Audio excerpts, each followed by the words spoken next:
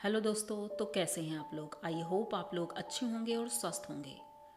Uncanny stories dark में आप सभी का स्वागत है।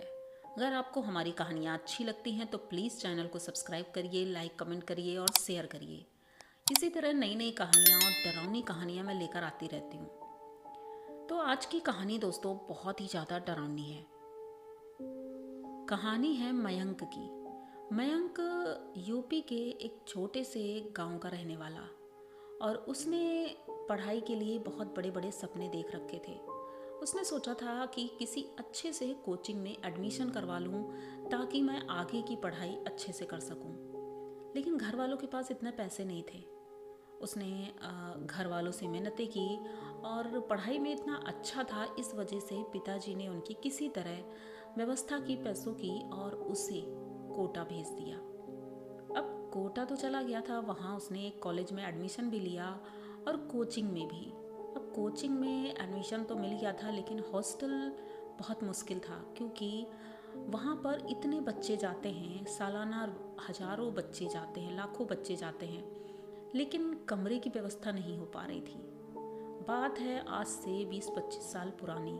उस वक्त और भी ज़्यादा दिक्कतें थी, क्योंकि फ़ोन चलते नहीं थे और इतने ज़्यादा फ्लैट अपार्टमेंट भी नहीं बने थे कि कहीं पर रहा जा सके। मयंक बहुत ज़्यादा परेशान था। तो उसके कॉलेज के एक चपरासी ने बताया कि यहाँ से कुछ दूरी पर कुछ कॉलोनी है, वहाँ पर देख लो, शायद कोई कमरा मिल जाए। ये जाता है वहाँ, पता करता है तो एक हॉस्टल था, पुराना सा हॉस्टल। वहाँ जाता है तो पता करता है तो एक रूम खाली मिलता है। वो कहता है चलो ठीक है, फाइनली वहाँ पर मतलब अपने बजट के हिसाब से भी रूम मिल गया था, तो बहुत खुश था। हॉस्टल गया और वहीं पर रहकर वो पढ़ाई कर रहा था। उसके बाद लगभग उसके 2 साल बाद सचिन सचिन भी अपने गांव से आया था, लेकिन ये मयंक से बिल्कुल अपोजिट था। ये रातों को पिक्चरें देखना जाना और पार्टी करना, ये सारी चीज़ें बहुत पसंद थी। बड़े घर का लड़का था और पैसों की कोई कमी नहीं थी, लेकिन हॉस्टल खाली ना होने के कारण उसे भी कुछ दिनों के लिए उसने सोचा कि ऐसे ही कोई हॉस्टल ले लेते हैं, और जब कोई अच्छा हॉस्टल खाली होगा तो मैं वहाँ शिफ्ट कर लूँगा। तो इसलिए सचिन उस हॉस्टल में जाता है जिसमें मयंक गया था। अब ये जाता है वहाँ पर, वार्डन से बात करता है और एक रूम उसको मिल जाता है। अब सचिन रूम देखता है तो पता चलता है वहाँ पर मयंक है। इसकी मयंक से दोस्ती हो जाती है। मयंक बहुत सीधा लड़का था, गांव का लड़का था और पढ़ाई में ही बस लगा रहता था। लेकिन सचिन का पढ़ाई में बिल्कुल मन नहीं लगता था। कॉलेज से आते ही बस घूमना फिरना, खाना पीना, यही करता रहता था। मयंक बहुत समझाता था कि सचिन पढ़ाई पर फोकस रहो, क्योंकि हमारे मम्मी पापा ने इतनी दूर भेजा है, तो किस लिए। सचिन कहता है यार तुम भी चलो थोड़ा घूम फिर लेते हैं, पढ़ाई तो करते ही रहेंगे लेकिन थोड़ा सा एंजॉय भी करना है, उम्र निकल जाएगी तब एंजॉय करेंगे। लेकिन मयंक हंसने लगता था और कहता था मैं तो नहीं कर सकता हूँ ये सब चीज़, क्योंकि मुझे तो पढ़ना है।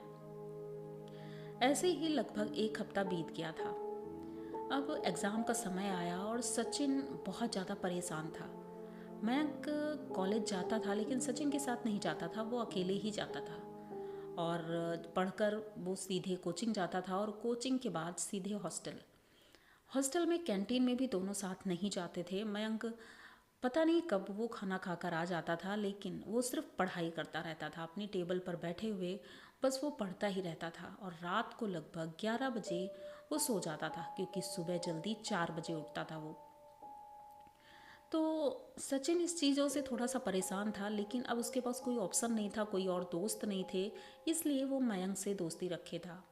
एग्ज़ाम के समय जब सचिन बहुत परेशान हुआ तो मयंक कहता है ठीक है, परेशान तो होना तुम्हें लाजमी है, क्योंकि तुमने पढ़ाई नहीं की है। चलो ठीक है, मेरे साथ कुछ पढ़ाई कर लो, शायद कुछ तो समझ में आएगा ही। लेकिन सचिन इतना ज़्यादा घबराया हुआ था कि वो पढ़ाई में उसका मन ही नहीं लग रहा था। वो सोच रहा था शायद मैं फ़ेल हो जाऊंगा और घर वालों की डांट खानी पड़ेगी।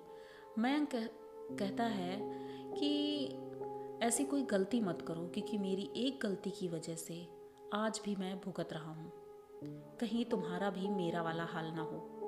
अब सचिन उसके चेहरे की तरफ देखता है, वो पढ़ रहा था अपनी बात कहकर वो पढ़ने लगा, लेकिन सचिन अब बहुत सीरियस हो गया था उसको देख करके। तुम्हारे जैसा हाल मतलब? वो कुछ नहीं बोलता है, कहता है अरे कुछ नहीं, तुम पढ़ाई करो। अब सचिन पढ़ाई कर रहा था, लेकिन फिर भी उसे डर की वजह से पढ़ाई में मन नहीं लग रहा था। एग्ज़ाम्स हो जाते हैं। जब एग्ज़ाम्स का फाइनल डे था तो सचिन एग्ज़ाम देकर आया और वो सोच रहा था कि आज तो पार्टी बनती है, पार्टी करने जाएंगे, खूब एंजॉय करेंगे। मयंक से बोलता है कि तुम भी चलो, हम लोग पूरी रात पार्टी करेंगे और सुबह ही आएंगे। मयंक कहता है नहीं तुम जाओ। अब सचिन चला जाता है, बाकी कॉलेज के दोस्त थे उनके साथ। जब ये लोग रात के लगभग 3 बजे वापस आते हैं तो सचिन नीचे से देखता है उसकी रूम की लाइट फ्लक्चुएट हो रही है। ये देखता है कि इस समय तक तो मयंक सो जाता है, तो फिर लाइट ऑन कैसे है और ये फ्लक्चुएट हो रही है, यानी कि कोई प्रॉब्लम है। लेकिन तभी उसने देखा कि उसके रूम में किसी की परछाई है, बहुत लंबी सी परछाई, जो कि बालकनी से नीचे झांक रही है। अब ये घबरा जाता है कि ऐसा तो नहीं है कोई और आ गया हो और मयंक सो रहा है। ये सीढ़ियों से भागता है और दरवाज़ा खोलता है। चाबी क्योंकि उसके पास थी तो चाबी खोलता है और अंदर जाता है। जैसे ही अंदर जाता है तो वो देखता है कि मयंक बेड पर पड़ा हुआ है। उसके मुंह से खून निकल रहा है, आंखें चढ़ी हुई हैं और वो बहुत ही ज़्यादा अजीब लग रहा है। मतलब समझ में आ रहा है कि शायद वो अब इस दुनिया में नहीं है। ये उसके करीब नहीं जाता है और दूर से ही चिल्लाना शुरू करता है। सभी लोग आ जाते हैं इसकी आवाज़ सुनकर। जब ये सभी लोग आ जाते हैं तब ये अंदर जाता है और सबको दिखाता है कि ये देखो मयंक को क्या हो गया है। अब सब लोग सचिन को देख रहे थे। मयंक समझ नहीं पाता है। मयंक चिल्लाता रहता है कि मयंक को सचिन चिल्लाता रहता है कि मयंक को देखो, उसको क्या हो गया है। लेकिन सभी लोग आश्चर्य से सचिन को देख रहे थे। सचिन कहता है कि तुम लोग पागल हो गए होगे, इसकी हेल्प करो, पुलिस को बुलाओ, इसे हॉस्पिटल ले जाना है। लेकिन कोई इसकी बात का कोई आंसर नहीं दे रहा था। सचिन बहुत परेशान हो जाता है, इरिटेट हो जाता है सबको, क्योंकि सब उसकी बात सुन नहीं रहे थे। थोड़ी देर बाद वार्डन भी आ जाते हैं। वो कहते हैं क्या बात है, क्यों चिल्ला रहे हो, क्या हो गया है। सचिन कहता है देखो ये लोग सुन नहीं रहे हैं सर, आप देखिए यहाँ पर मयंक है, उसको क्या हो गया है, हॉस्पिटल ले जाना है, पुलिस को बुलाना है। लेकिन वार्डन भी सचिन को बहुत अजीब तरह से देख रहे थे। तो सचिन कहता है आखिर क्या हुआ, आप लोग ऐसे क्यों देख रहे हैं मुझे। तो ये लोग कहते हैं क्योंकि वहाँ पर कोई नहीं है। सचिन गौर से देखो बेड पे, वहाँ पर कोई भी नहीं है। लेकिन सचिन को मयंक दिख रहा था। ये धीरे से जाता है और उसको हिलाकर देखने की कोशिश करता है। तभी अचानक से उसकी आंखें खुल जाती हैं। उसकी आंखें एकदम सफ़ेद थी। वो उठकर बैठता है और हंसने लगता है और कहता है कि सचिन मैं किसी और को नहीं दिख सकता हूँ, क्योंकि मैं इस दुनिया में हूँ ही नहीं। अब सचिन एकदम सदमे में आ जाता है कि ऐसा कैसे हो सकता है। मैं तो तुम्हें इतनी अच्छे से जानता हूँ, इतने दिनों से हम साथ में रह रहे हैं, और ऐसा कैसे हो सकता है, कब हुआ ये सब। तब वार्डन बोलता है कि ये 2 साल पहले हुआ है, अभी की बात नहीं है। अब सचिन उनको देखने लगता है। बाद में जब ये पीछे मुड़कर दोबारा देखता है तो वहाँ पर कोई भी नहीं था। एक हवा का झोंका आया और चला गया। सचिन बहुत ज़्यादा घबरा गया था। तो वार्डन उन्हें लेकर नीचे आते हैं। सभी बच्चे नीचे थे। तब वार्डन बताते हैं आज से 2 साल पहले एक लड़का आया था मयंक, गांव से। बहुत ही होनहार था, लेकिन पता नहीं क्या हुआ, किसी लोगों का कहना है किसी लड़की के चक्कर में आके उसने पढ़ाई को पीछे छोड़ दिया था। उसका पढ़ाई में मन नहीं लगता था और ये बात मेरे कानों तक भी आई थी। लेकिन मैं कुछ कर नहीं सकता था। मैंने उसे समझाया भी था कि तुम्हारे माँ बाप इतने गरीब हैं, किसी तरह तुम्हें पढ़ा रहे हैं, लेकिन उसे ये सारी बातें समझ नहीं आ रही थी। उसने कहा कि ठीक है सर, मैं पढ़ाई करूँगा, बहुत मन से करूँगा, अब ऐसा कुछ भी नहीं होगा, अब जो सब चाहते हैं वही होगा। शायद उस लड़की ने उसे धोखा दे दिया था और उसी रात उसने अपने रूम में जा कर के अपने आप को खुश कर लिया। सुबह सभी लोग जब गए तो उसकी बॉडी मिली थी और वो नहीं था उस दिन इस दुनिया में। उसने एक लेटर लिखा था। उसने कहा था इसके जिम्मेदार मैं हूँ, मेरी एक गलती की वजह से मेरे परिवार को ये सब भुगतना पड़ेगा, और मैं भी बहुत ज़्यादा परेशान था, डिप्रेशन में था, मैं पढ़ाई नहीं कर पाया। मतलब बहुत सी बातें उसने लिखी थी। अब ये सारी बातें सचिन जब सुनता है तो उसे याद आता है कि मयंक उससे यही कह रहा था कि जिस तरह मैं भुगत रहा हूँ कहीं तुम्हें न भुगतना पड़े, इसलिए पढ़ाई करो। लेकिन सचिन को ये समझने में बहुत लेट हो गया, पता नहीं क्यों। सचिन का मानसिक संतुलन हिल गया क्योंकि उसने ये सब चीज़ें पहली बार देखी थी। और उसके बाद उसकी तबीयत ख़राब हो गई तो वार्डन ने उनके घर वालों को फ़ोन किया और उन्हें बुलाया गया। वो अपने घर गया और लगभग 1 महीने तक उसका इलाज चला, झाड़ फूँक चली, क्योंकि वो कुछ बोल ही नहीं रहा था, ना हिल रहा था, बेड पर ही लेटा रहता था, सिर्फ देखता रहता था। डॉक्टर भी समझ नहीं पा रहे थे इसको क्या हुआ है।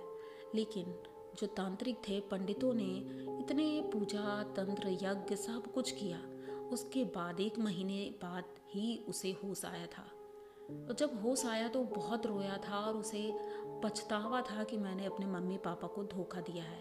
मम्मी पापा से सॉरी बोलता है और कहता है कि आज के बाद मुझसे ये गलती नहीं होगी, मैं पढ़ाई करूँगा और बहुत सीरियसली करूँगा, क्योंकि मुझे किसी ने ये सबक दिया है।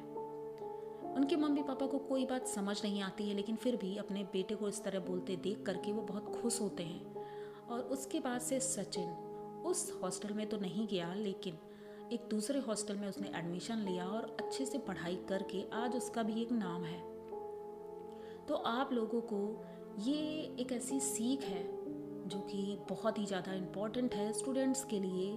तो आप लोग ज़रूर बताइएगा कहानी कैसी लगी। अगर अच्छी लगी हो तो प्लीज़ चैनल को सब्सक्राइब करिए, लाइक कमेंट करिए, शेयर करिए और बने रहिए हमारे साथ, क्योंकि ऐसी कहानियाँ बहुत कम ही सुनने को मिलती हैं।